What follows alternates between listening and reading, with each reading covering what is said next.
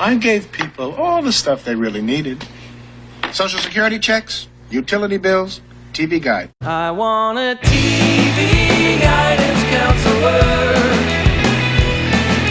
TV guidance counselor. Staying up to watch all night, and everything's gonna be alright with my TV guidance counselor. Hey everybody, welcome to TV Guidance Counselor. I am Ken Reed, your TV Guidance Counselor, and this is the show where each and every week since February 14th, 2014, I have welcomed an interesting person to the show to discuss classic television using a back issue of TV Guide magazine from my personal collection as the inspiration for our conversation. This week is no exception. Although classic is in air quotes. We go back to 2010, although this is pretty fascinating for me. My guest this week is Salem Nox. She is an adult performer, content creator, Canadian. How about this? Canadian content creator. I don't know if there is a Canadian content mandate for the adult content on the internet, but there should be. Maybe there are in Canada. Let me know.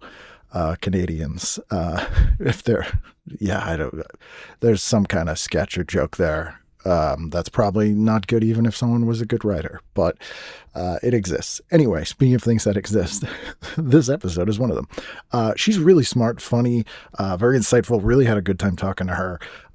This is a very fun episode. I think you'll enjoy it very much. And we start August with it, month 8 of 2026. Slowly barreling through. We are on, what is this, still the third quarter? I don't know what quarter it is anymore, guys. It's, hopefully you're staying cool. Let me know how you're doing. You can email me at tvguidancecounselor@gmail.com or ken@icanread.com or in all the social medias. Salem's on there too. Some of it's not safe for work. If you work from home, it's never safe, I guess. But that's an existential question for you, really. But if you would like links and you don't feel like Googling, let me know. Shoot me an email on social media or here, and I'm happy to send you links. Or you can go over to the Patreon, patreon.com/TV Guidance Counselor, and you would get a PDF copy of this issue of TV Guide with Dancing with the Stars on the cover. On to the episode. So please sit back, relax, and enjoy this week's episode of TV Guidance Counselor with my guest, Salem Nox. TV is my friend, and it has been always there for me in time of need. Live via satellite from Canada. Salem, how are you? I'm so well. Thank you for having me. I'm stoked to be here. You're very welcome. So there's a few, I'm how do I say this? I'm very much older than you, I think. A couple years, yeah. Yeah, a couple years in a different country. Yes. And so this issue of TV Guide was probably as alien to me as most issues are to other people, if that makes sense. Totally, yeah. Because you picked an issue here from May 17th to 23rd, 2010. And 2010 to me feels like 2 weeks ago. And I'm like, oh, wait, that's like almost 17 years ago. That's like quite a while ago. And it's Dancing with the Stars, I think, is on the cover. Sure is. Yeah, Derek Hugh and Nicole Scherzinger. Well, that answers my question. You picked it because of Dancing with the Stars. Partially, yeah, for sure. Absolutely. It was fun to look through all of the guides and only see the covers because it made me think, okay, what was really happening in the cultural zeitgeist then? What was I interested in? And what do I remember versus am provoked to remember through like a photo, you know? Sure. And that was a huge one because I remember that season very well, and it brought back a lot of adjacent memories as well, which was fun. It's interesting because you're of the make it sound like I'm so much older than you, but I'm like a year. 100 years. But like you're of the generation that like came of age when you could binge stuff. Like streaming was a thing. Like normally most of us, that was like not an option. So it's interesting because as a sort of counter program to the streaming and binging, that's why a lot of the networks turn to these like live competition shows because you can't, if you stream it, it's too late. If you know who won, it's too late. So it's interesting that that's sort of the thing that appealed to you when you had this like sea of anything you could watch. Yeah, I think my experience with media culture, particularly video media, as a young person, as a child growing up, or a youth as I got a bit older, was a little bit different than that of my peers and my general age demographic, and that's mostly because we had a television and we had cable, but our media. I have a brother, so it was just the two of us growing up, and our media was pretty like strictly. Restricted, and Oh, so watching or like, coming onto the show and thinking about what I was watching between 8 and 10 p.m. even on its own was funny because I wouldn't have been. Like a lot of the time, unless it was a weekend or unless we were watching a show as a family, I was not just watching whatever was on television.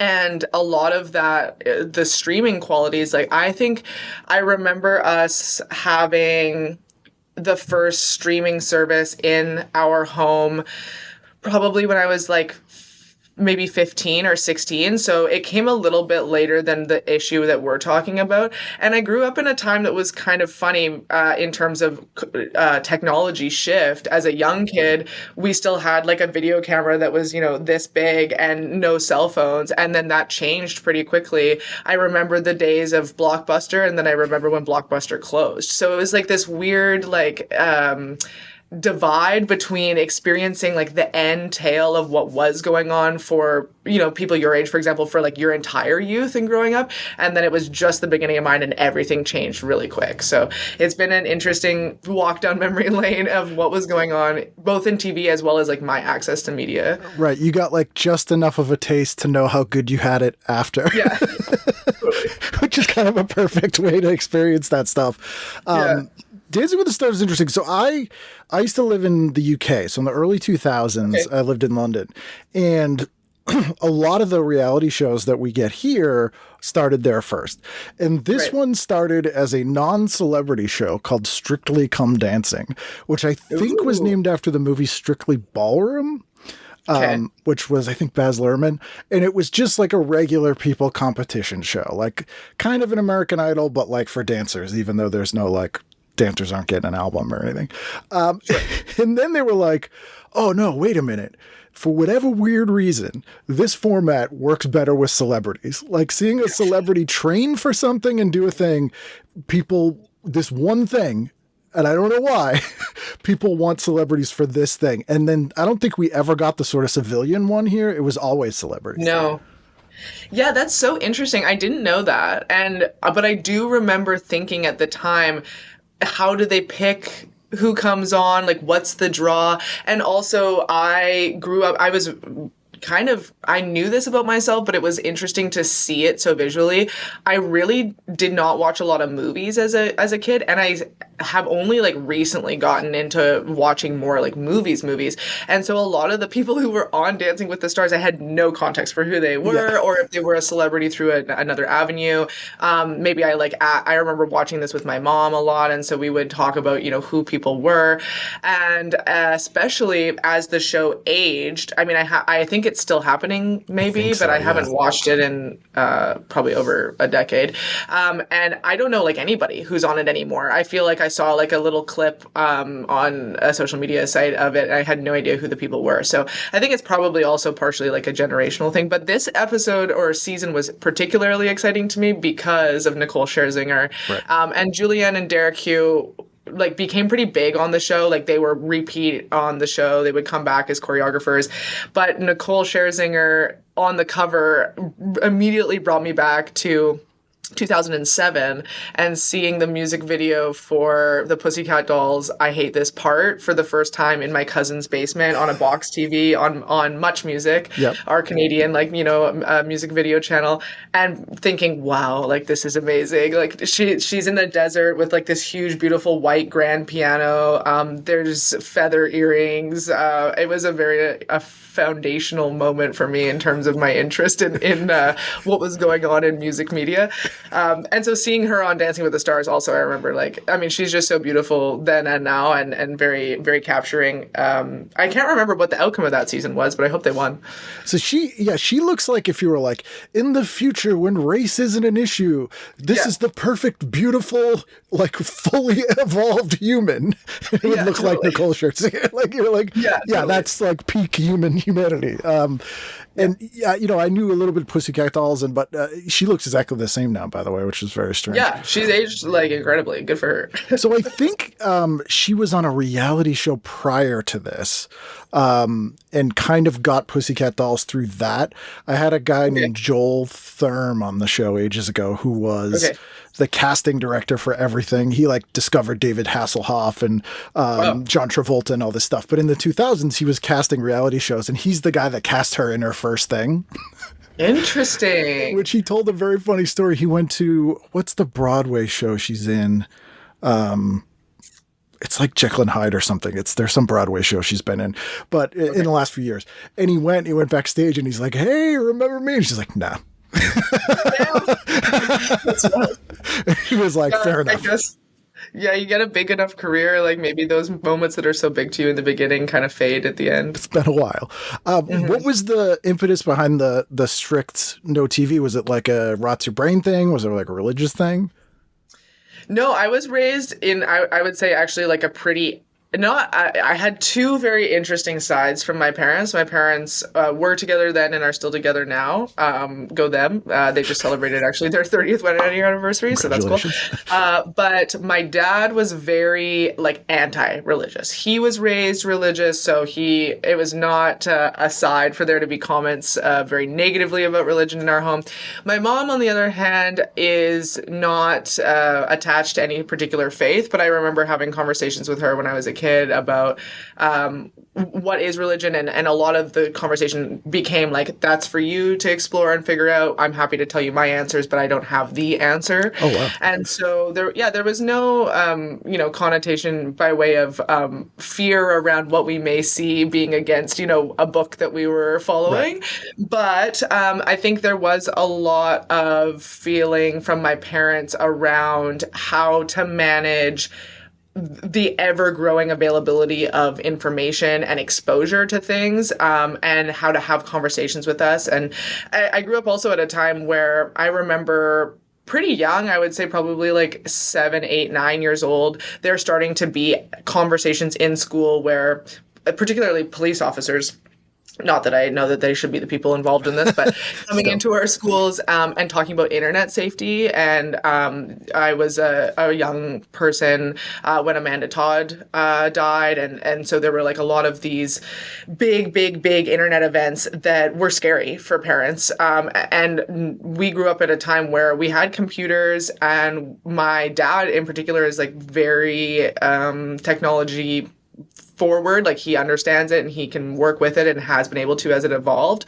But our parents were big on just like monitoring everything. They were like helicopter parents for sure, and it came from a specific place, like a media literacy kind of thing almost. Like it's the commercialism. We don't necessarily need you exposed to all that stuff without context or sort of guidance. Yeah, totally. And like there were definitely programs that I remember us not being allowed to watch. For example, one of the things that I saw on the guide was Futurama, which I have seen in like pieces, but as a kid, like absolutely not was that permitted to be watched. And I have a lot more memories of like Saturday morning cartoons watching Meerkat Manor on the National Geographic Channel than cartoons. That being said, we still watched animated media. Like I grew up on SpongeBob and like other cartoon shows like that. One of the shows that I picked was a cartoon show, but in reading this, it like did make me realize how much I miss in terms of cultural reference, because I didn't have the just like open-ended access to it that some of my friends had. I remember going to friends' houses to watch like movies or TV and like just having open access to it, and it being like a totally foreign concept.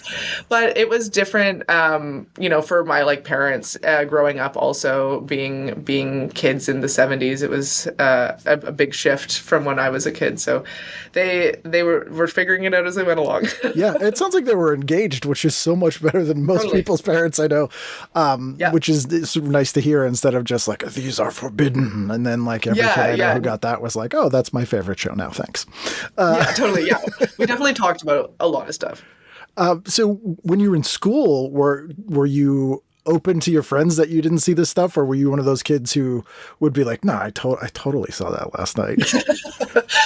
It's funny now because I don't know that at the time I realized the difference so much. Like there were things that happened, like for example, I was not allowed to take the bus on my own, whereas a lot of my friends were. And like I grew up living in a different town than I went to school in. So our commute was very far and we didn't if I took the bus, it would have taken me upwards of 3 hours. So there were a lot of times where, certain things just like didn't make sense with what our life was, but there were things that I think, especially around the age of this guide, there were starting to become moments where, especially if movies came out, oh, did you see such and such a movie? Is it a rated R movie? What was going on in terms of certain kids being allowed to do things and I wasn't?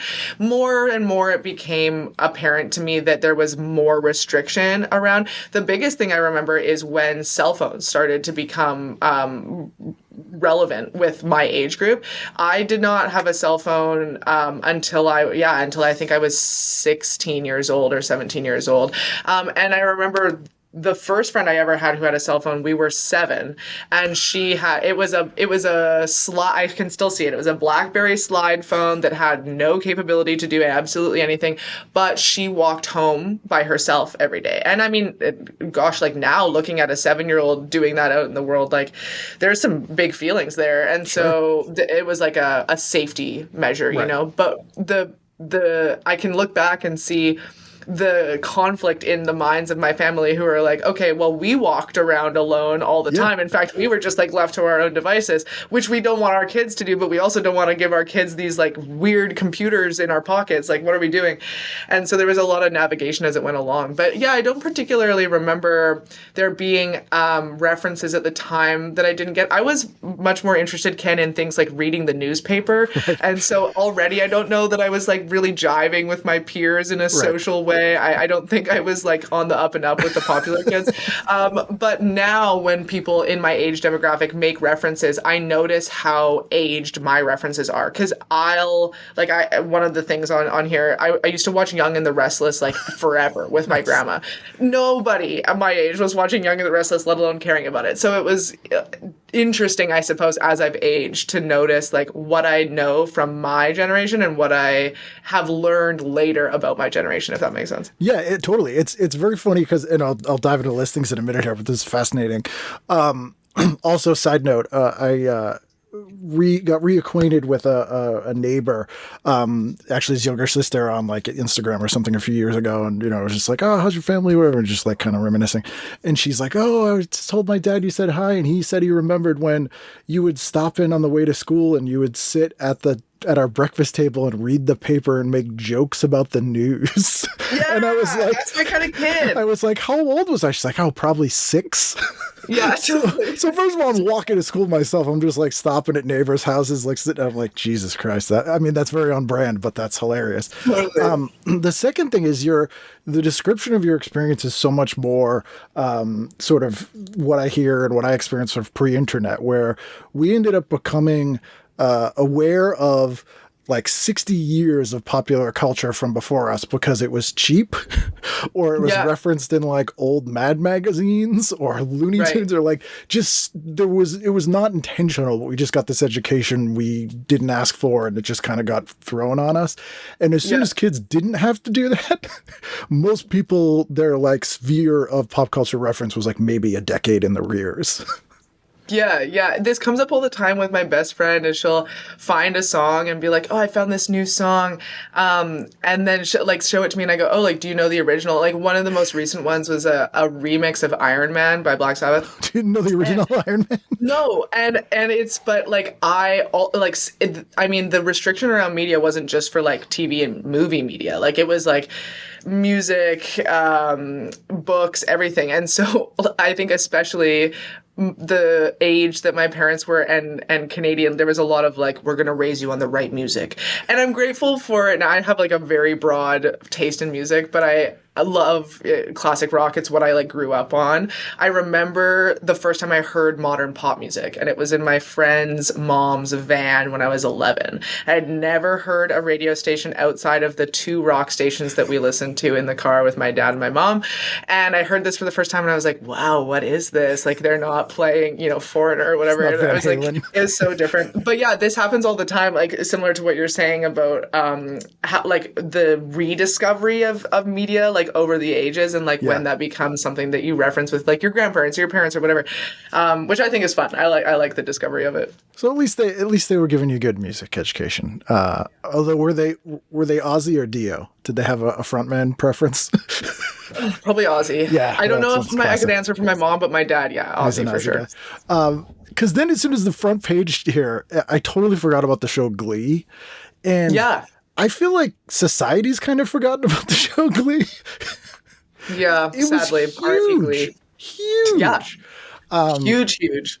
And this is Neil Patrick Harris, who I didn't even know was on Glee, singing Billy Joel and Aerosmith tunes this week. So I'm like, all right. But exactly to what you're speaking to, I suspect everybody watching Glee at this time, the kids had no idea who originally did these songs or if they weren't original songs. Yeah, I remember a few. Glee was not a program that I watched growing up. I remember watching it a little bit as a teenager, but I never saw it like all the way along. I'm forgetting his name now, but there was a character on the show. He like played the main like male part, and he's passed now. I can't remember his name. Do you know his name? I can't remember his name either, but I remember he died very young. Yeah, really young. And his parents were friends with my grandparents, weirdly. Wow. Like they had met, and I can't remember what the story was exactly, but I remember when the show was really popular, my grandparents being like, oh, so-and-so's kid is on that show. But we never like watched it all that much. But I do remember really enjoying a lot of the music that came out of that show in terms of like what they chose.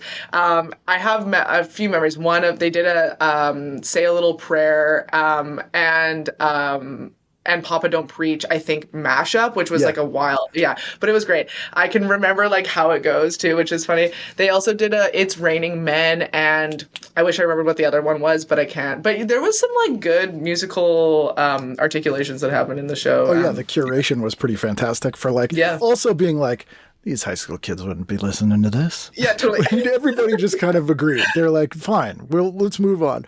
And then hilariously, to like the point of this seeming not that long ago, number one, there's Jennifer Garner for that Valentine's Day movie no one saw. And I have to brag, she came to one of my shows once. Nice. But there's a thing in here about Shannon Doherty's tweets. Yeah, I saw that. It doesn't have any meaning to me, but I did see that, and I was like, what was she tweeting? It seems cute. Like, it's such a quaint little, like, of what would become later, but it's like, she's got quirky twit pics and friendly banter with fans, and you're like, oh, wow, what a nicer world we had that we didn't even realize in 2010. And then in the Ask the Editors, I only bring this up because there's a question about Fringe, and Fringe is one of my all-time favorite shows. It was set in Massachusetts. Okay. And so there's a question here about a Massachusetts license plate that's like a Star Wars reference. But I loved Fringe. It was the only show probably at that time I was watching like day and date. Probably Supernatural too, but I don't want to admit that. so I was on like message boards and stuff, seeing like what people were theorizing and everything. But I wasn't reading TV Guide at the time, so it's funny to see like what questions come up. And I don't know if you've ever seen Fringe. I haven't. It's very good. It's like a sci-fi mystery show. The sort of premise is these guys at Harvard University in the 60s did all these drugs and were brilliant scientists and invented all these weird things. And now like terrorists are using things that they came up with in the 60s to do stuff. So they've gotten these guys like out of mental homes to like figure out what's going on. That does sound good, actually. I It's would really watch that good. now. That sounds cool. It's really good. So there's a lot of mystery and stuff, and people being like, "What does this mean? What does this mean?"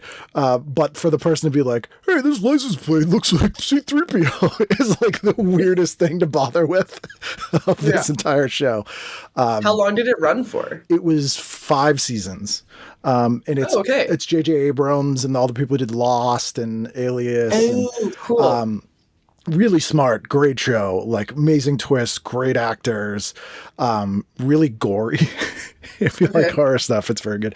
And because it takes place in Boston, even though they shot most of it in Canada and in New York, it's always funny to me because they'll have like town names. They'll be like, they're in Watertown. And I'm like, that's not Watertown, but it'd just be very interesting to see. So always fun to see that in there. And this is, for the listeners, this is 2010's like 5 years after TV Guide sort of changed into like a totally different beast that it was earlier, because it was an institution sort of pre-internet. People like Ray Bradbury were writing for it. Really? Eleanor Roosevelt was writing for it, like insane. Isaac Asimov, like Stephen King was writing article, like just really well written, and they were so powerful. They could write whatever they want. Like they weren't doing fine pieces because they were like, we're fucking TV Guide, dude. What are you going to do? You need us.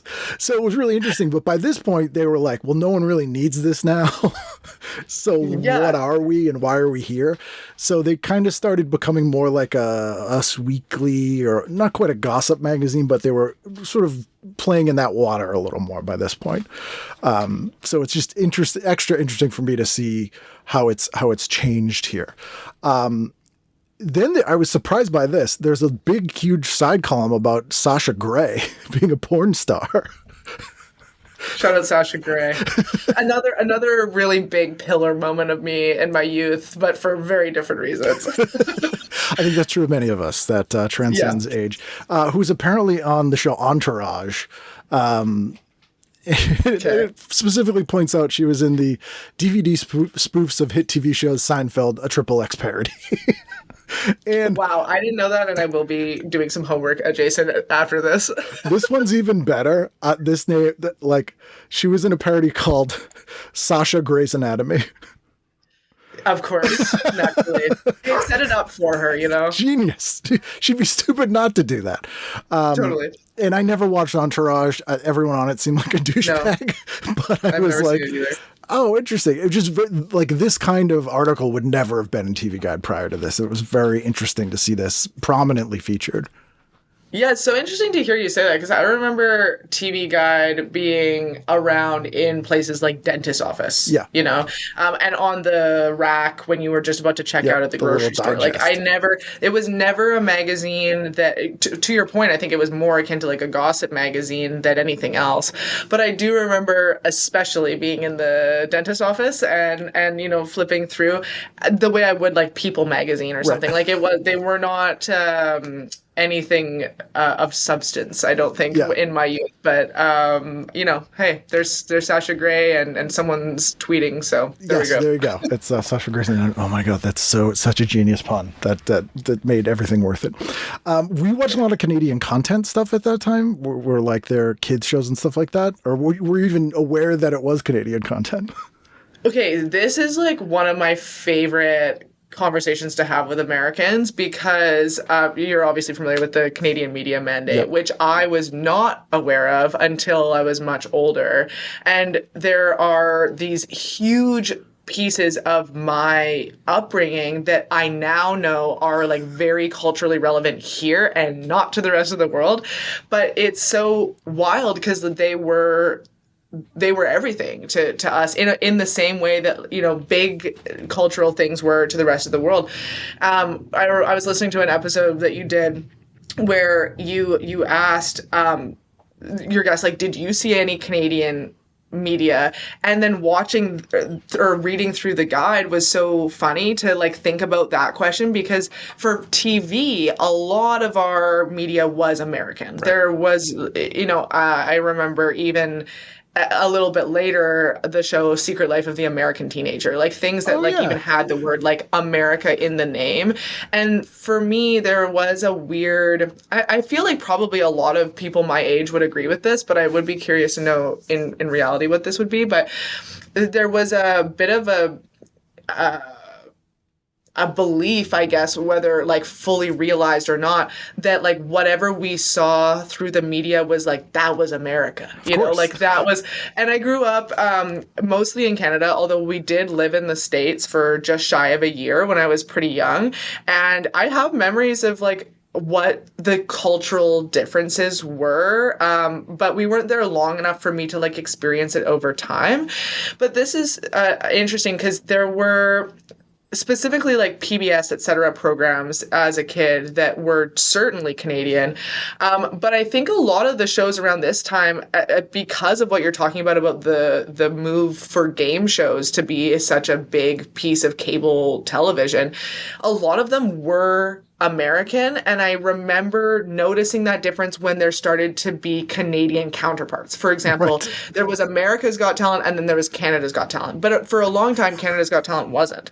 And so when that became a thing, it was like, ooh, you know, now if you were interested in like being on one of those shows, totally, now we had a chance at that. Or most recently, there was a Canada's Shore that was filmed this last summer. Like Jersey Shore? Yes, in Kelowna, which is, are you familiar with Kelowna? No. Okay, Kelowna is like a bougie yacht club central town in an area in British Columbia called the Okanagan. Gotcha. It's a beautiful area, but like primarily, if you don't live there full time, it's a place where people like summer. Right, it's a Blue Bloods kind of the Hamptons kind of thing. Like yeah, old totally, money. exactly. Yeah. But yeah, so they filmed this, and I was like, really? This is crazy. I can't believe this is coming back in this way.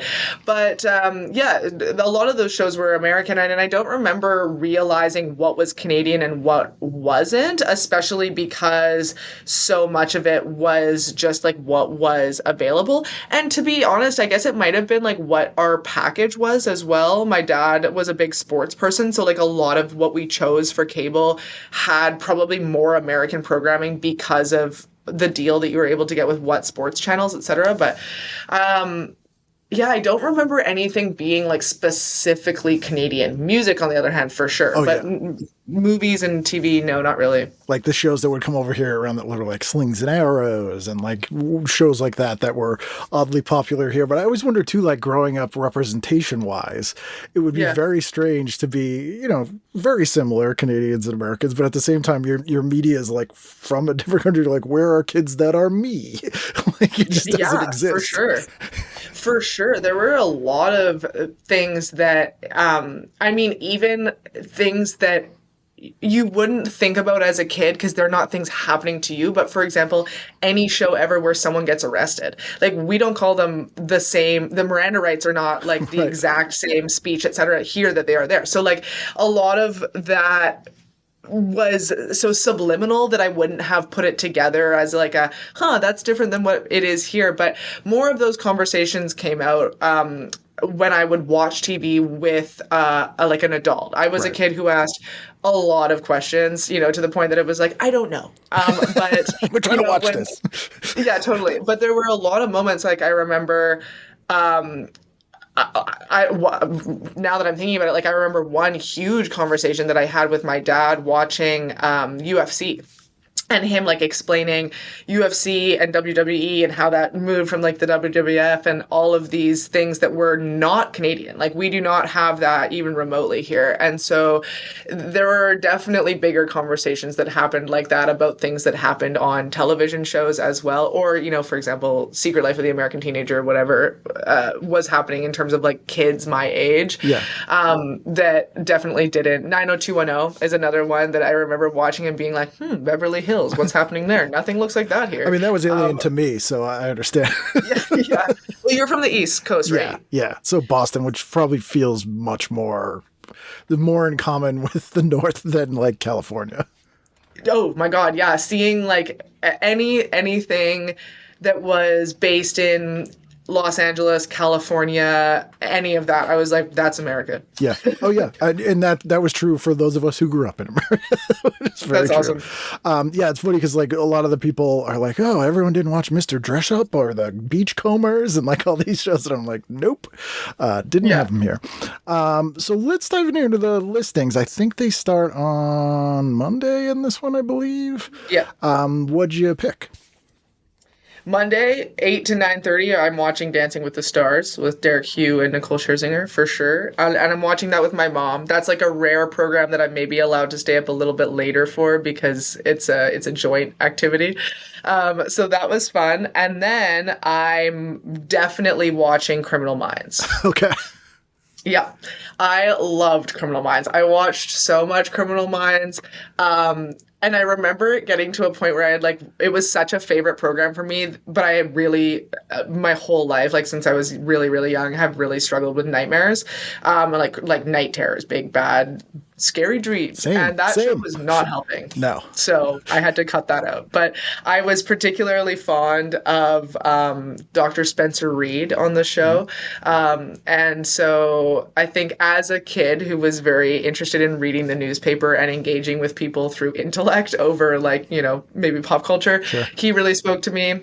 And I mean, I haven't seen the show in a long time, so maybe I would feel differently about it now. But I remember feeling like, I'm sure you know this, but like all of the episodes, I think, if not maybe almost all of them, are based loosely on real cases. That's the claim, so, yeah. And so there were events, like, for example, there is one that is like, again, it's very loose, but like the key points are the same.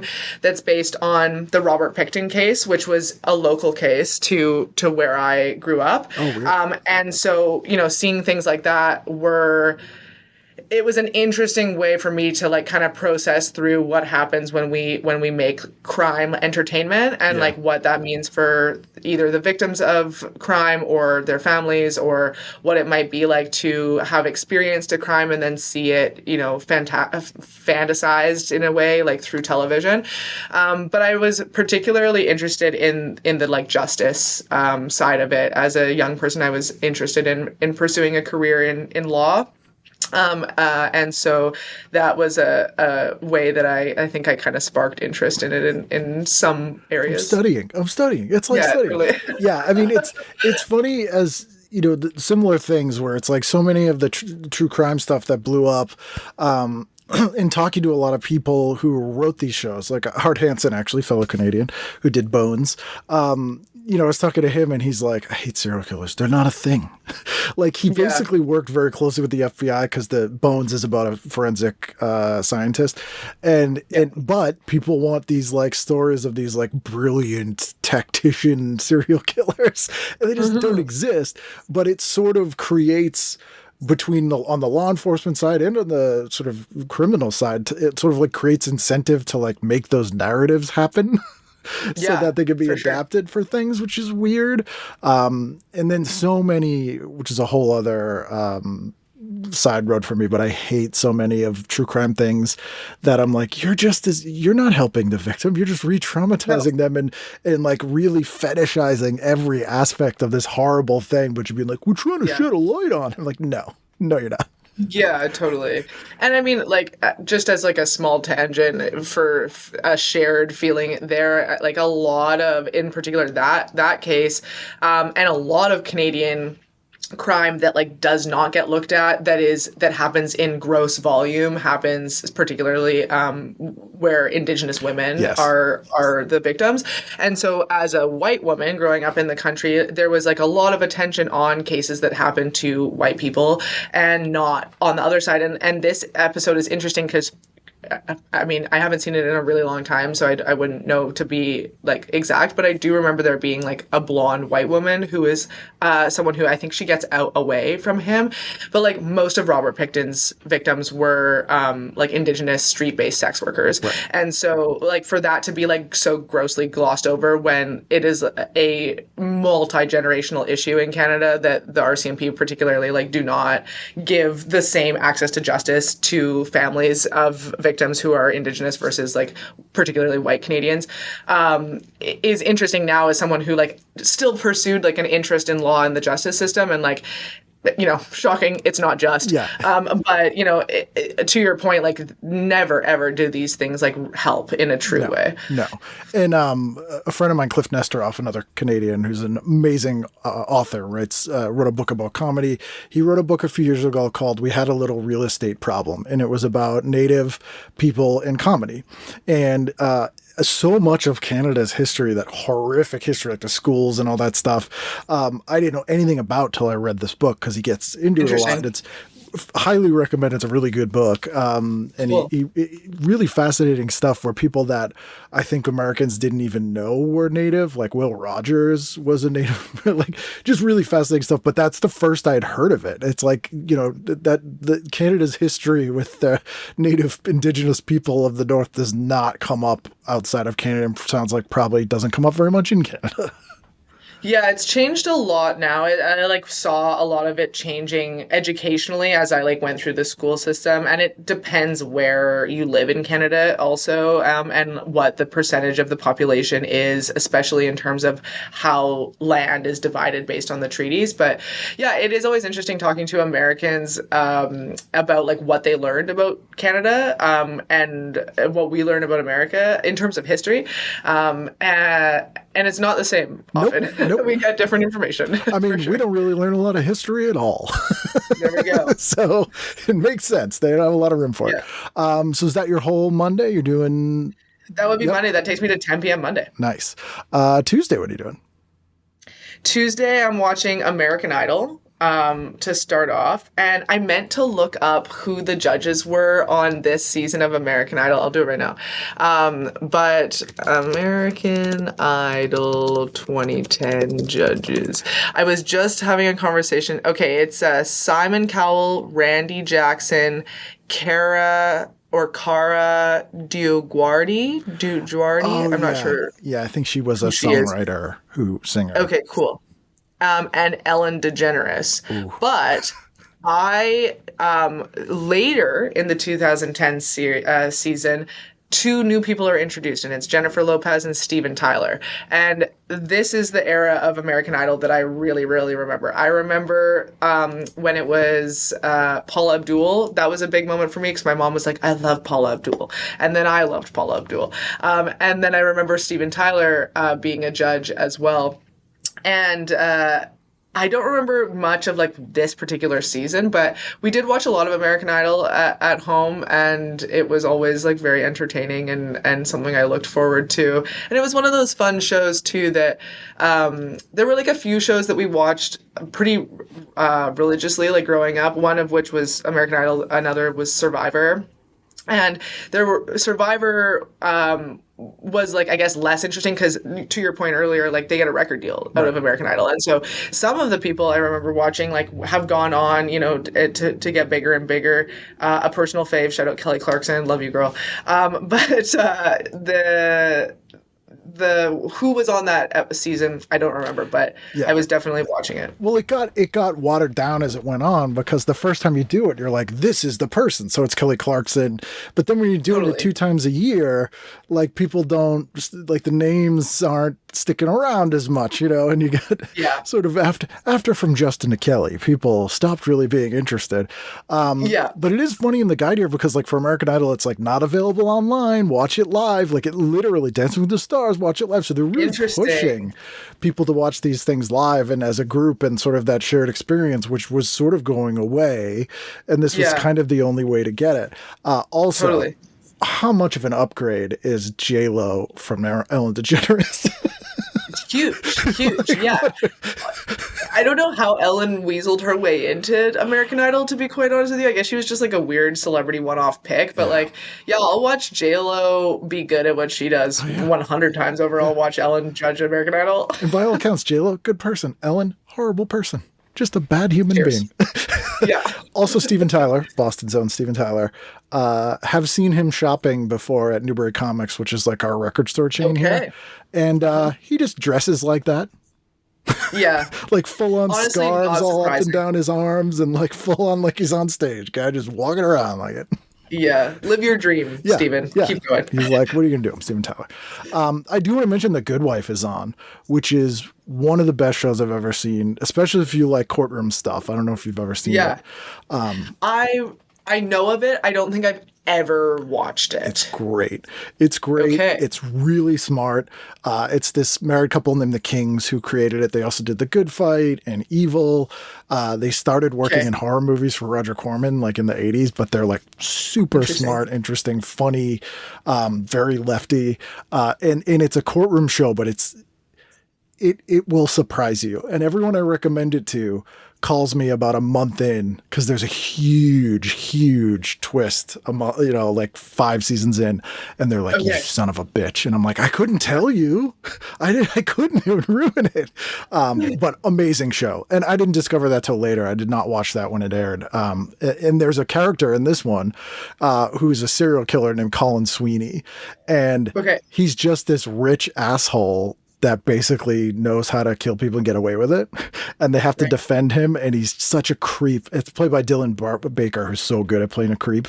But it's funny that we were just talking about these kind of serial killers. And it's sort of a commentary on those ridiculous, like, Anthony Hopkins, Dr. Lecter type characters. Like this guy is almost like a parody of that because he's just some rich, weird, pervy creep who's like just a bad person.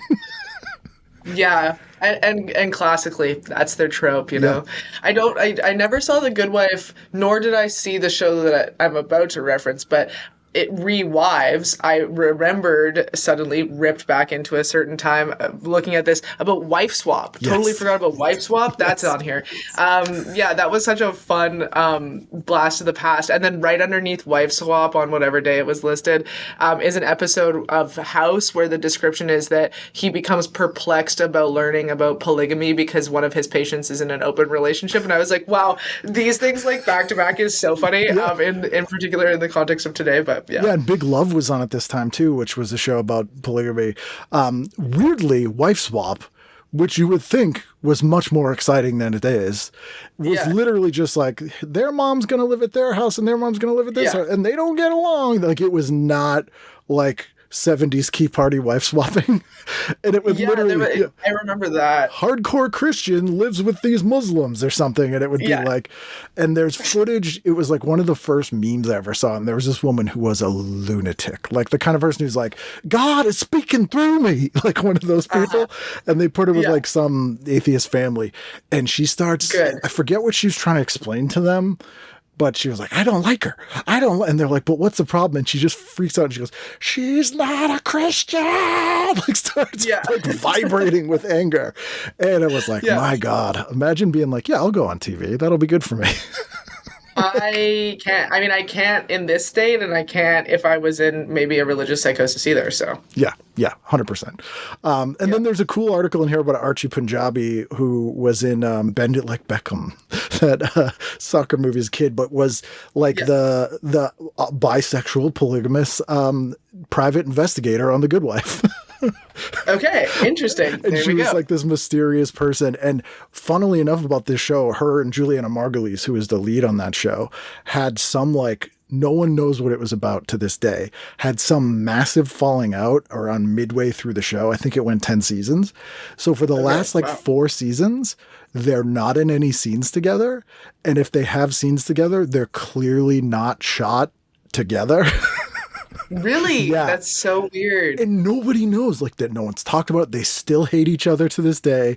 Nothing. It's so weird. That is weird. Interesting. So, yeah. But big full page thing in here about her. Where are we? Wednesday? Yeah. The only other thing I had on Tuesday was that I'd be watching The Office. I loved The Office. I still do. so I was likely watching. I've never seen the British Oh, really? one. I've only ever seen the American one. Yeah, I think I've seen the very first episode of the very first season, but then I was like, no, because it was too. I was so established for me as the American. It was Yeah. just like too similar and too different. But yeah, that's the only other thing. But then yeah, Wednesday. Were there any, like, once you became of age and were able to sort of see whatever you wanted whenever, was there anything that you first were like, well, I've been dying, this is the first thing I gotta watch? Like, I turned 18, I have to see this. That's such a good question. Okay, so I remember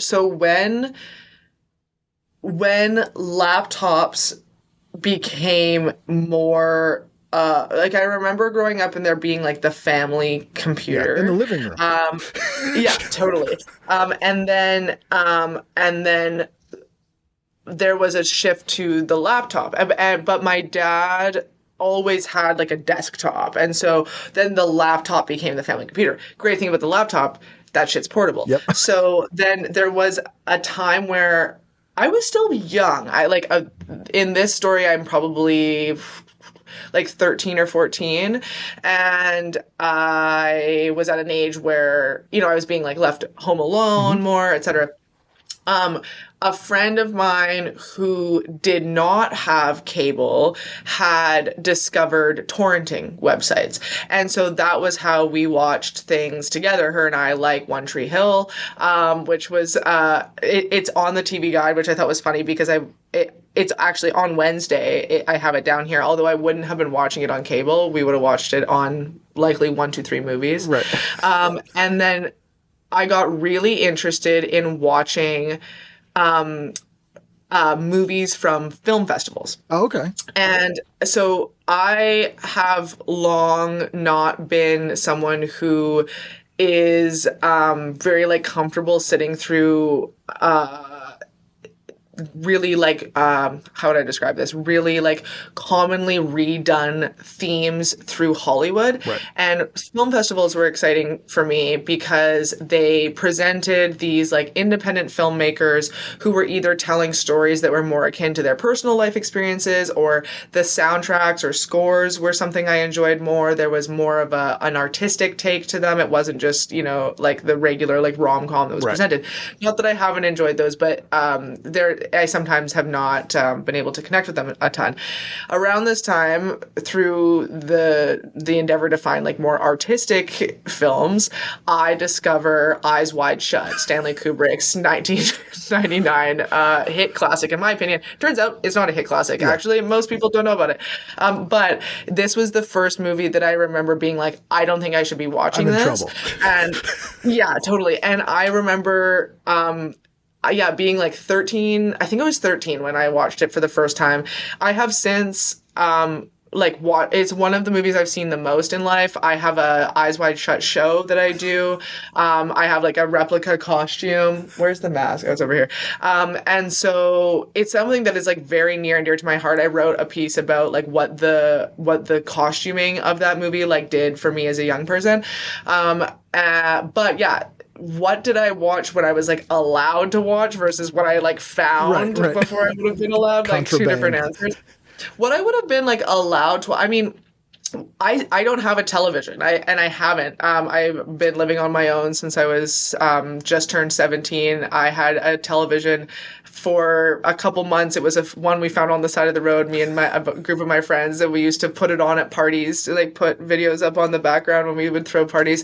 But other than that, I've never had a TV. And so being like turning 18, like out on my own, at that time, I was pretty focused on like working because I was in a pretty tough spot financially. So I don't remember like going to the theater or like anything like that. There wasn't a ton of time or like money to be expended for stuff. But I do remember starting to get interested in watching movies that my friends were talking about. And at the time, one of my best friends, her favorite movie is After Hours. Oh, that's my favorite Scorsese movie.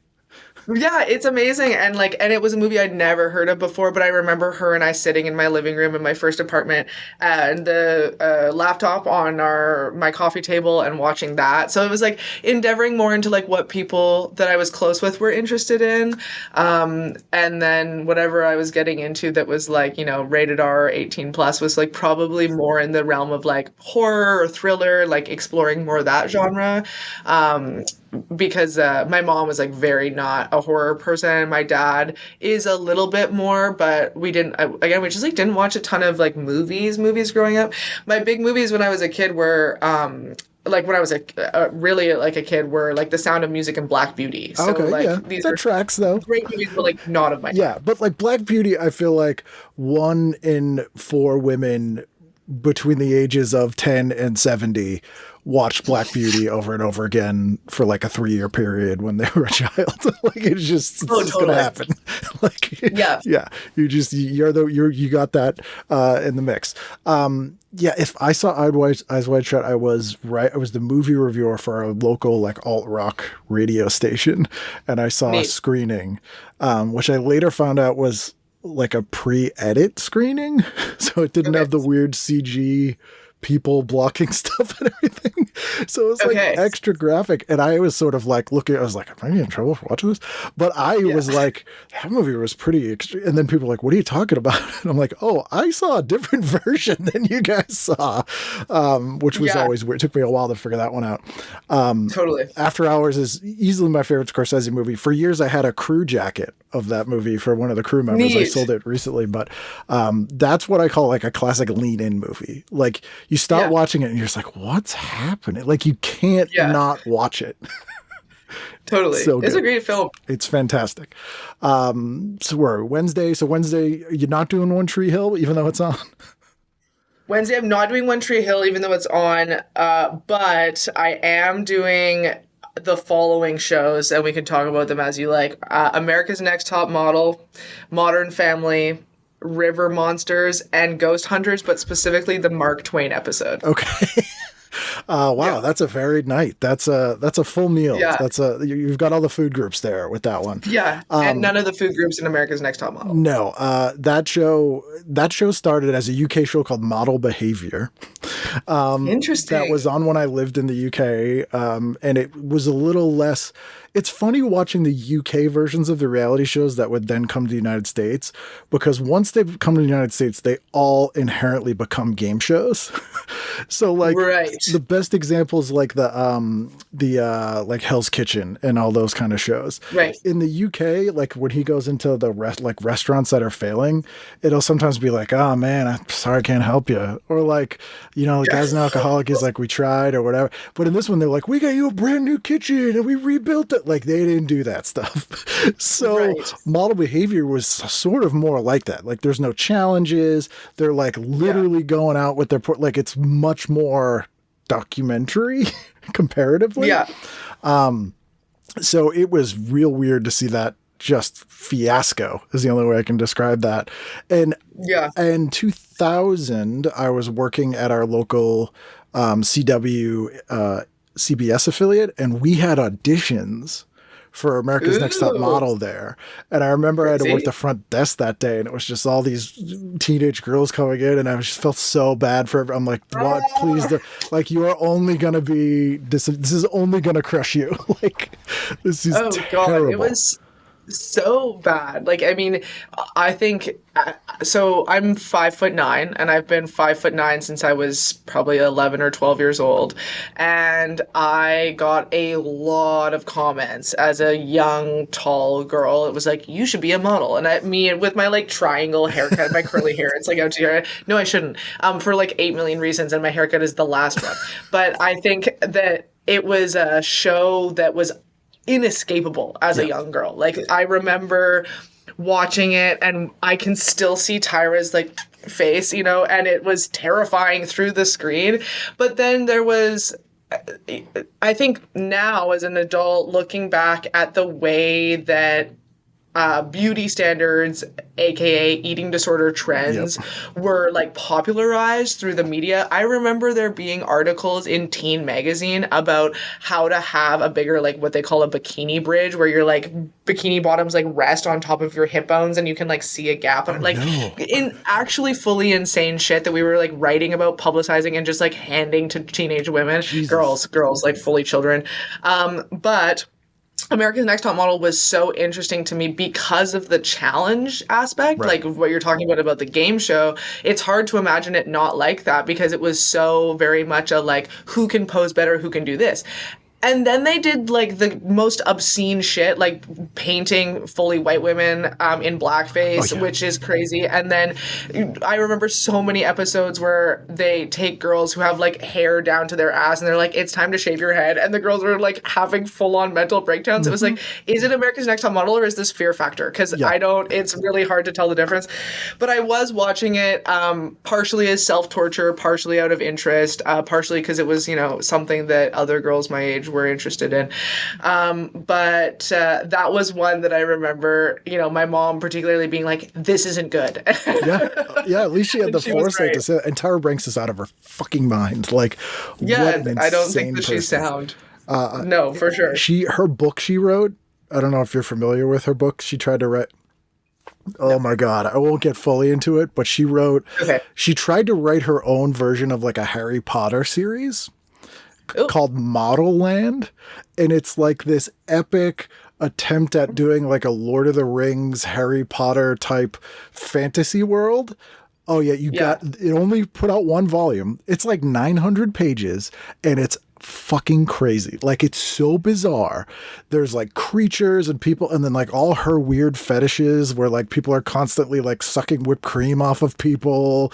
And it is gross. So bizarre. Like, I have no idea how somebody published this book. It was supposed to be a movie and it is insane. Like, sounds terrible. It's terrible in the best possible way. Like, it's like a car crash book. So then you go from that to, was it River Monsters next? Yeah, so like it depended. So Modern Family and River Monsters are on at the same time. So, it might have been one of those flip when the commercial is on type of situations. I remember River Monsters being exciting because I grew up on a river, but there were certainly no like human-sized catfish in that river. And so it was exciting to watch the guy whose name I don't remember, but I can see his face, like plunging his arm into a river and then pulling out like a huge fish. Yeah. And I think there were a few shows like that around the time, like Anthony Bourdain's as well, where like they very frequently, like they were in very different places. They had moved around so much, and it was cool to learn about different countries, different places, different animals and geographies and their relationships with the people as well as they like went around. So I liked it for that reason, and it was a show that my brother and I would watch. Modern Family, I have like very specific memories of watching, although not this late. So I probably would have been watching it in an earlier time slot, but I grew up playing piano, and one of my piano teachers, if we would be there earlier than our lesson, and I was like waiting in her house to go into the studio, the TV was always on for whoever was waiting, and frequently during the time when my lessons were, Modern Family was what was on before my lesson. So I would enjoy that while it was waiting period, but probably not this late. So that might have been just River Monsters at that time. There is a Canadian version of the Loch Ness Monster called Ogopogo. Correct. It lives in the Okanagan, which is where Kelowna is. Okay. All right. So this is the same place where they had their version of Jersey Shore. They also have their version of the Loch Ness Monster. Yes. Every Canadian version of a thing is in this one place. Yeah, and it's a real place for sure. Nobody questioned it. It's totally real. Yeah, it's the Canadian situation riding the Canadian Loch Ness Monster. It makes perfect sense. Like we've all seen it. Yeah. Man, I need to know more about this place. And then Ghost Hunters, was it the last one you watched? Yeah, Ghost Hunters was not a show that I watched regularly, but when I was reading through, I was like, oh yeah, Ghost Hunters, I remember about that. And then magically, the episode that is on this night is the episode where they go to Mark Twain's house in, I think, Connecticut. Does it say Connecticut? Yeah. Yeah. And I remember, again, loved newspapers, so obviously loved the classics. And so I remember being like, ooh, I like Mark Twain. Yeah. And watching that. And the only thing, Ken, that I remember from Ghost Hunters is the scenes where they're fully in the dark and they use the night vision cameras. And it's just like obscured human heads in like green moving around and being like, shh. And like, that's it. That's Or all I yelling at remember. each other like, was that you? Was that you? Yeah, totally. They're like 2 feet apart, but they have no idea. Yeah, that stuff, man. I weirdly, a few years back, I got hired to run a Q&A for Val Kilmer. Jesus Christ. Val wow, Kilmer cool. was touring with his Mark Twain show, a movie he had made of his Mark Twain show. And he was still saying he was perfectly well. There was nothing wrong with him, but he looked like death, and he'd had a tracheotomy, but had like a scarf on, couldn't really talk very well, but was swearing up and down he was fine. And so one of the weirdest things in my entire life, and if you've never seen his Mark Twain show, it's amazing. Like, it's really, really good. But it was when he was like in full health at the height of his powers. So the theater, that was this big old theater that I was watching, and I'm sitting backstage, and it's a rear projection theater. So like when you're behind the screen, you can see the screen. And I'm sitting there watching him as he was then, watch himself in like full health play Mark Twain for like an hour and a half, and it was like the most existentially bizarre moment of my life. I was like, bet. this is very weird, but I would highly recommend his Mark Twain show. Okay, cool. I'll check it out. He really did a good job. Where are we? Thursday? Thursday. Grey's Anatomy, which I think might still be on. I don't know. I feel like Grey's Anatomy's been on for like 41 years. Yeah, I genuinely cannot believe that this is the truth, but it is still in run, and I just discovered this because I just assumed, how is it possibly still happening? And it is, which is shocking and bizarre, but it's on. Yeah. And at the time, so eventually Grey's Anatomy became a show that my mom, my brother, and I would watch together when my dad was not home, because he was not interested. But I don't think that we were watching it as it happened. I remember us watching it in reruns or like on streaming services, like in a recording. But yeah, it's on here. I saw it on the guide. I don't know what would have happened in that season, but I do know that they've continued and like caught up to current events at this point, which is crazy. How? I don't know. It doesn't need to happen. I mean, I guess uniquely a show like that, where the show is essentially about the location, like a soap, you can swap out characters and kind of go on indefinitely, but that's so rare, to be able to pull off. Yeah, it's I can't imagine what it might be like to be someone who's still watching it and always has from the beginning. Would love to meet someone. It's probably one person. Yeah, totally. But yeah, what a huge piece of media. So you're not watching that on Thursday? No, I'm not watching that on Thursday. On Thursday, I'm watching the following 3 programs, and this is another bizarre triad. It's the First 48. Okay, true crime. Followed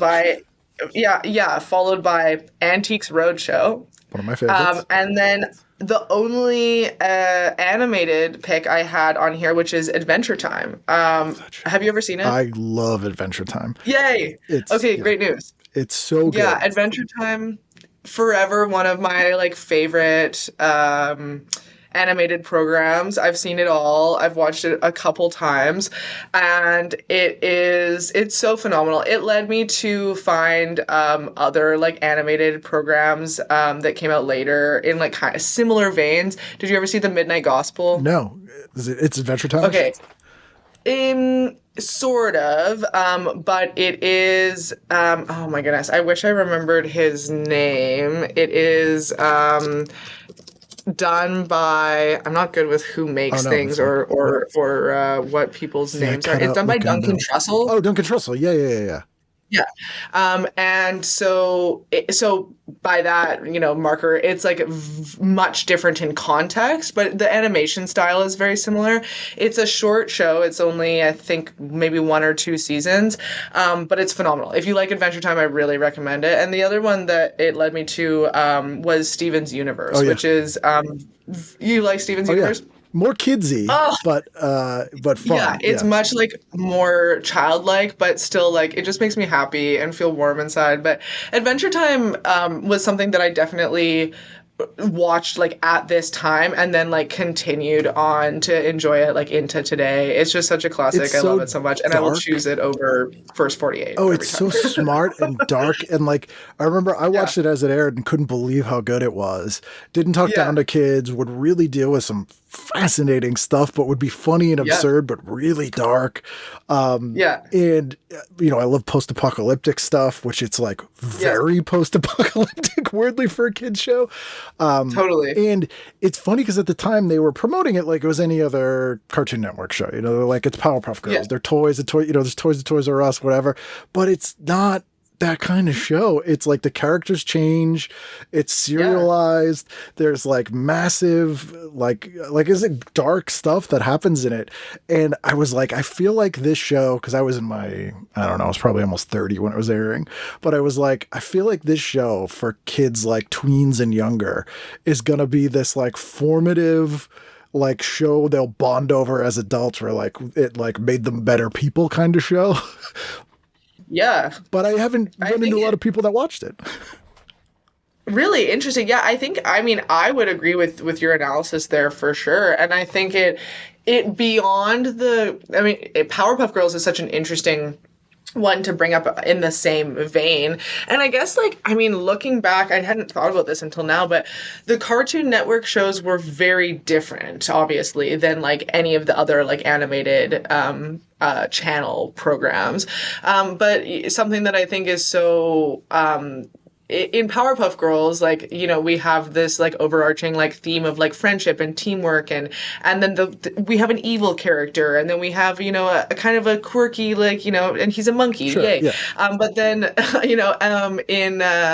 in Adventure Time, like what you're saying about it dealing with like much bigger borderline like existential things, is like we go into this world that admittedly is like not directly a mirror of Earth, nor is it like painted to be. It's this Candyland style like alternate space, but the relationships that exist, like not only just between like each of the characters, but also like between the kingdoms, and like if you watch it, I think it's like 10 plus seasons. Something it's like that. Pretty they're 10-minute episodes, show. But there's a lot. It's all, and it's pretty much one storyline from episode 1 to the final one. It's like a long movie. It totally is. And I mean, we see this like, not that this will be truly a spoiler, but like, you'll appreciate this, which is the ways in which the characters experience interdimensional, like alternate pathways, like when there's like Fiona and Cake, for example, right? Which is like, it's a concept that we see in certain movies like that are done by like human actors or shows or whatever, but in seeing it in a program like that and being able to follow along with the storyline and become attached to the character, like a favorite character of mine, even though he's annoying as all hell, is Lemon Grab. Yes. And like, he's great. It's like silly things like that. Or like, I don't know, I have so many memories of that show, and it will never not be a show that I go back to simply out of like the pure joy that I feel about it. The joy doesn't change. Like the appreciation for certain stories or narratives that happen has changed as I've aged, but I still love it the same as I did then. Yeah. Oh, and the Ice King is such a tragic character. And funnily enough, the Ice King and his stupid little penguins, dude. Yes. Gunther. And it's Tom Kenny, who's SpongeBob and does so many of the voices on Powerpuff Girls. Like, that's the same person. That's so interesting. I didn't know that. It makes total. I can hear it now. Yeah. That's so fascinating. Yeah, he's an old Boston stand-up. And actually, the guy who plays oh my God, who's the vampire band girl? Marceline. The guy who plays her dad is another old Boston comic. Okay, Like shout we're out both there, Boston. yeah. Thursday night, it's the season 2 finale of Fringe, I want to mention. And this Okay. changed everything. There's like this massive reveal. Okay. What had happened with Fringe was it's all the people who did Lost, and when they did Lost, they completely made it up as they went along and had no plan. So when it ended and people got like answers to all the mysteries, they were like, "What the hell was that? You just made that up as you went along." And they were like, "Well, yeah, what do we don't know what we're doing." So for Fringe, they were like, "We have a 5-season plan. We know exactly where it's going. It's very very regimented and everything." The show was almost canceled, so the network was like, "Hey, that big reveal you're going to have at season 5 that you're building to, you got to do it now, or else we're just going to cancel you." So they like compressed all this stuff. It just really, it's a really great finale, and it's a cliffhanger, and it's awesome. And I would have watched it this night. I can't wait to watch Fringe. Honestly, I I'm can't so wait for excited. you to It watch sounds- Fringe so I can hear what you think of it. I will. I'll write to you. Yeah, It's very good. And then are we on Friday? we are on Friday. So Friday, I noticed throughout Monday through Thursday, I kept finding myself being like, why do I not see any of the shows that I would have told you I was watching at the time? And it's because they're weekend programming, which is when I was like watching most of my television. That makes sense. And so I have quite a few for Friday. I have America's Funniest Home Videos, which is on every night. And that was a video or a show that we watched not regularly, but intermittently as kids. And there was this one story involving my brother when he's like a toddler that my parents to this day lament that they did not send a video in for because they were like, we would have won. 10 grand richer. Yeah, totally. But that was for sure on for many, many years. Another weird like A&E show that occasionally was viewed in our home was Hoarding, or Hoarders actually. Yep. Like for reasons I'm not sure. I have Hoarding right now, but it was Hoarders. This show was like particularly interesting around this time, I think, because a few years prior we had moved into a new home, and part of that home involved a like adjacent building that was a rental. And when we moved in, there was a lot of stuff to go through that had been left by like the previous owner and tenant. And I remember it kind of funny, like I joined with Antiques Roadshow as a kid with a big imagination and a penchant for vintage things. I remember going through things and being like, oh, these have such stories to them, and like, you know, what was going on here. Additionally, the people who owned the home built it in the 60s, and so this is how I learned about burn it or bury it, because we uncovered these like landfills under the earth. I remember pulling like a full vacuum cleaner out of the yard, and the most fake flowers you have ever seen never ever in one decompose. place. Yeah, it was crazy. And like, I mean, growing up in a time, especially in Western Canada, where environmentalism and like global sustainability became such a huge piece of our education, it was like blasphemous to me to like be seeing garbage in the ground. Right. Like I couldn't believe it.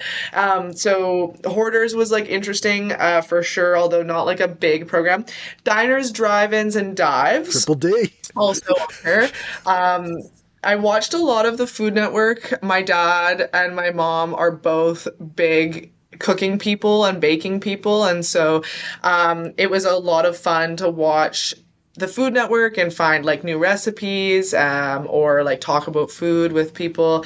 My brother and I had a fun little like dream as kids of opening a food truck, and so we would like watch these types of programs and talk about what we would do. I remember we had an idea to have like a grilled sandwich truck of different varieties and like, you know, different things like this. So that was fun. And Diners, Drive-ins, and Dives. I don't think then, I think this comes later, but they featured like a couple diners like in and around like the area that I lived in. Oh, cool. So that was always interesting. And then the two other picks I have for Friday were Say Yes to the Dress, and Caesar Milan's The Dog Whisperer. I watched all of those. It's funny to see who disappeared. Like Caesar Milan, totally gone. Like never comes up, totally Where gone. is he? I'm like, was he just bullshitting the whole time? Did he not actually know what he was doing? Because like you'd think he would still have a brand. Totally gone. Say Yes to the Dress I never saw, but remember the name, and I think that might have been a UK show as well. But it was wedding dresses. Was that the like trying to find a wedding dress? Was that what it was about? Yes. So there was two hosts, Stacy and a guy. I can't remember. Oh, was the it guy, Stacey but London and Clint from What Not to Wear? Okay. I love them. Yes, it is. And this was like particularly exciting to me because like Stacy, I think might have been one of those people for me where I was like, do I want her or do I want to be her? I'm not really sure, but I love her skunk stripe. Yeah. Oh, same. And I was literally just watching her new YouTube series before we started recording.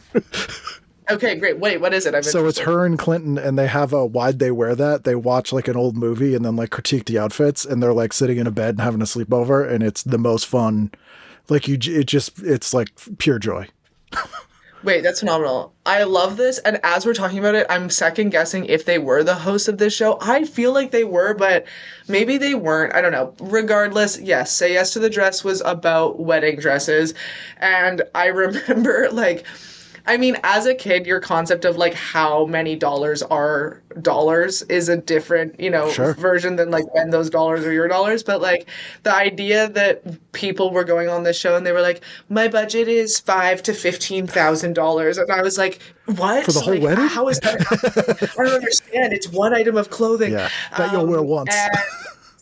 Yeah, totally, absolutely. But it was fun because it takes place in, I believe, New York. Mm-hmm. And there are these two, it's Clydesdales, I think, ponies? is the name of the bridal shop. Yeah, or like the horses, is the same thing. It was just always so fun to watch these people go in, and they would like have their top 3 picks and, do the little spin, and then there was always family drama too, like mom doesn't like the dress or whatever. So it was a fun show for like young me to like romanticize weddings about. But there's 2 episodes of Caesar Milan on this time frame. Can you read the description for the second one? Where we are here. Dog Whisperer on Friday is, let me see what night he's on. Is it Animal Planet? Nope, that's River Monsters and Killer Aliens. What channel was Caesar Milan even on? Seeing like dogs, especially in peril or like neglected, makes me so sad. Same. Like even more as I'm an adult. And Diners, Drive-Ins, and Dives is like my comfort show that I watch whenever I'm in a hotel. Because it's so good. It's so good, and like Food Network will just be showing it nonstop, like on like hotel TVs, which get like 4 channels, and I'm like, oh, thank God, I'm doing shows I don't want to do in the middle of nowhere, and I get to watch Diners, Drives, and Dives. Why can't I find it here? Girl Meets. I love there's a Say Yes to the Dress ripoff on WeTV called Girl Meets Gown. Yeah, totally. Like, we all know what you're doing, guys. It was on National Geographic. Gotcha. Yep. So a sheepdog collie mix with severe aggression. Right, but the second episode after that, his toughest case yet, a vicious chihuahua. Okay, so I read this and fully out loud was like, no way, because that is the only episode that I like vividly remember. And randomly 2 or 3 days ago, a reel came up on one of my social medias of a clip of that episode, and I was like, no way, that's the one that I remember. And it's this like image of him, and he's sitting on a couch, Caesar Milan, he's like so relaxed, he's got his arms draped over the back, the chihuahua's mom is next to him and she's all nervous, and the chihuahua is like a 3.5 pound apple-headed chihuahua, but it looks like a demon sent from hell. Like it is like baring its teeth, it's like shaking, it's 100%, it's morphing, like shedding its skin. It's gross. And he holds it like at the back of his neck and like drapes it over his thigh so that he's just like pinning it there. And he has this like calm monologue that he's like, you have to show the dog that you're dominant. Like he wants to be a small dog in a big dog world, but you're the big dog. And he has this like whole thing. And then I saw it here and I was like, that's crazy. Because this is when I would have seen it for the very first time. And I just had no memory of what that was. Quintessential season wild. That's funny. Chihuahuas, man. I couldn't have, I mean, I'd have any dog, but like big dogs, I understand. Little dogs, I don't get them. Yeah, I'm the same. Love them all, but they are, partial to the bigs. Yeah. 2 more nights. We get Saturday night. What are you doing? Saturday night is the only time I picked a movie. And so, first of all, I have to give a shout out to the famed Young and the Restless. If I was at my grandparents' house on the weekend, we were most definitely watching Young and the Restless. Not a show that I watched on my own, but I did keep up with it that way. And then there were 2 movies on Saturday night that I wanted to talk about. One is Freaky Friday, which I heard recently they did a redo of, apparently. Yeah, so this was a remake to begin with, and then last year or 2 years ago they did like a sequel with Lindsay Lohan and Jamie Lee Curtis again. Okay, interesting. I didn't know that it was a remake to begin with. That's interesting. I'll have to try and find the original. Late 60s, early 70s, I want to say. I think it's Haley Mills. No, it's Jodie Foster. Oh, cool. But it's like the same concept. Same concept, yep. Okay. Yeah, I remember seeing this movie as a teenager and loving it. It was so quirky, and I love Jamie Lee Curtis. I think she's just such a great actress. And I mean, I grew up with Lindsay Lohan, into the descent of Lindsay Lohan. And so, this time period is really interesting in that regard, and it's a great movie. The other movie that is on Saturday night is Office Space. I love Office Space. And I freaking love Office Space. I don't know that I would have seen it the first time on this run, but oh my god, I love that movie so much. It's one of my all-time faves for sure. I saw that in the theater when it came out. Awesome. It was out for less than a week, and I liked Mike Really? Judge. Yeah, it was a huge bomb. It totally failed. Literally less than a week. It played in almost no theaters, and I thought it was amazing. And I'm like, guys, this movie's so funny. It's amazing. So good. And nothing. And then around early 2000s, people started making people borrow it on DVD. And I think that's what really grew. Everybody was like, this movie's amazing. But it was so funny to see in sort of real time, a cult audience build around this movie that I had seen it was an absolute failure. And to see merchandise for it and people quoting it. And it's one of those movies that, even though there's a ton of merchandise people quote it all the time, I don't hold it against the movie, and it still doesn't feel old. It's still just as funny when I watch it. Yeah, 100%. It's I've seen it again. It's one of the rare movies that I've seen multiple times. I love that movie. There are so many just phenomenal pieces of it. If I'm ever a little bit sad, if I think about the scene where they destroy the copy machine, I'm so happy. It's good to be a gangster. Yeah, damn, feels good. The casting's so good. Everything about that movie is great. And then final night, Sunday night. So Sunday night is so interesting because I was going through from the top down and thinking about what I would pick, and then I realized it wouldn't have mattered what I picked because that night the Chicago Blackhawks are playing the San Jose Sharks in the Stanley Cup playoff. So it's illegal not to watch that in Canada. Yeah. It's funny because in my mind, hockey is not a summer sport, but the playoffs happen at a weird time. Yeah. And so even though it's May, never a playoff game missed, never a final game missed, never a Super Bowl game missed. Big sports household, and especially hockey, of course, being Canadian, that stereotype runs true. So we're watching that. Every Canadian I talk to is if you want to commit a crime on a Monday night in Canada, you would totally get away with it because depending on the decade, but everyone's watching Hockey Night in Canada, you just waltz in places and just clear them out. No one would even notice. Yeah. I was kind of interested to see because I saw that and I was like, well, I wonder who would have been playing because if it would have been like one of my like family's teams, oh gosh, like that would have been like a whole other beast. But regardless, like we always tuned in. I probably would have been off doing something else for the 2 hours that it was on, but it would have been on. One of my favorite stories I ever heard on the show is Fee Waybill from the Tubes. The Tubes are opening for David Bowie, and Wayne Gretzky was a huge David Bowie fan for some reason. And Cool. Edmonton, which I guess is pretty rural, and he played for the Edmonton or Oilers, I think.